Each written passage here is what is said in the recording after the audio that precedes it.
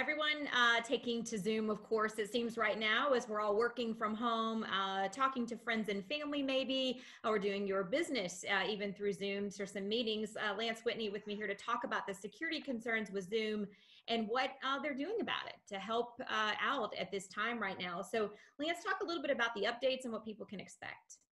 Sure. So Zoom has turned out to be a very popular application, obviously, among all of us who are staying at home, working from home, quarantined at home, but still need a way to stay in touch with people, stay in touch with family, friends, and of course, stay in touch with colleagues and coworkers so that we can continue working remotely and working from home.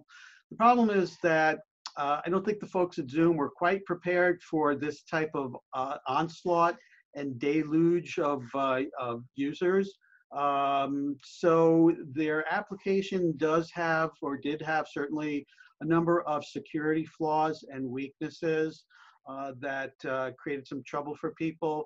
Probably the most well-known weakness is something that's led to these Zoom bombings, where people will just barge into someone else's meeting uninvited and unexpectedly.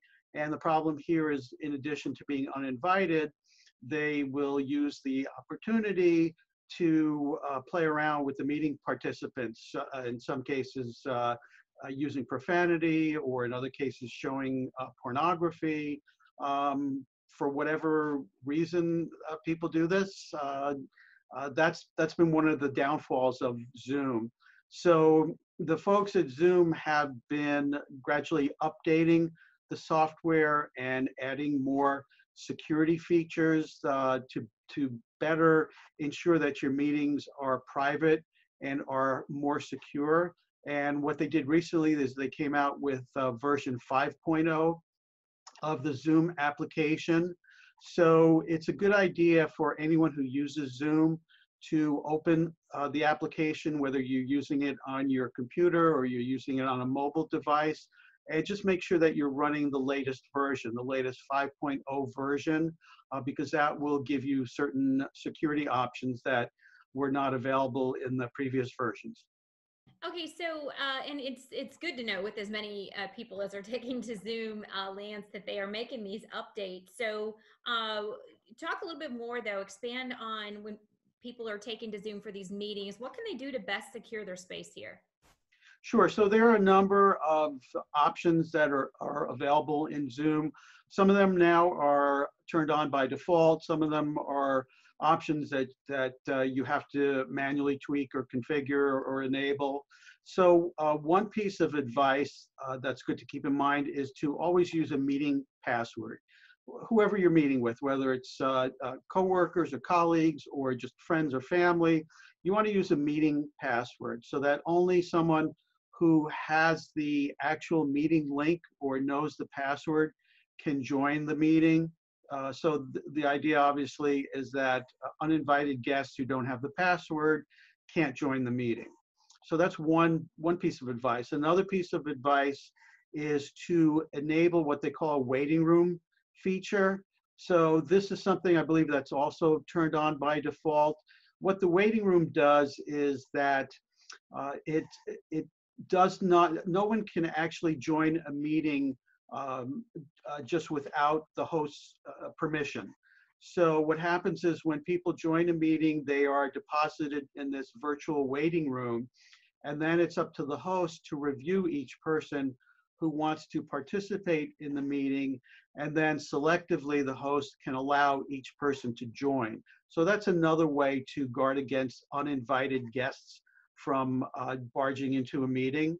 Another piece of advice is that you can, two things that you can do with an uninvited or an unwanted guest is you can remove them.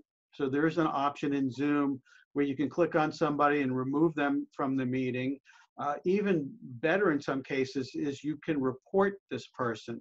So you can report the person to Zoom and tell Zoom why you're reporting them, what did they do wrong, were they an uninvited guest, or did they share the wrong content, or what have you.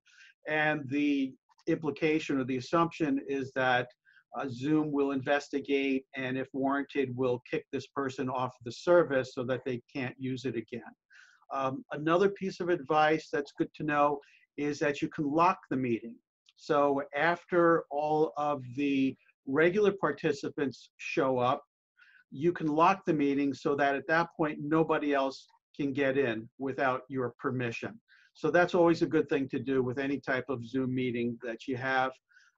Another really final piece of advice is that beyond what you can do in a Zoom meeting itself, as far as these security options, you also should log into your Zoom webpage. So if you go to the Zoom website and you sign in with your Zoom account, if you go to settings, you'll see that there are a lot of different options that have to do with security and privacy. So it's a good idea to review all those options, see which ones you want to turn on, which ones are not necessary, which ones you feel can better protect your Zoom meetings. So just go through all those settings, see which ones make sense. And then once you set it, then you don't have to worry so much about the security and privacy of your Zoom meetings going forward. Yeah, nothing like being on a Zoom call and someone random just pops in and Yeah. tries to join your meeting or just your family talk, whatever you're trying to have. All right, some great information there, Lance, to pass on again, is so many people are using Zoom right now from their homes. So I know we've got a great deal of information about security and staying safe and Zoom-related articles there on Tech Republic. So we hope all of you will check them out. Thanks for watching.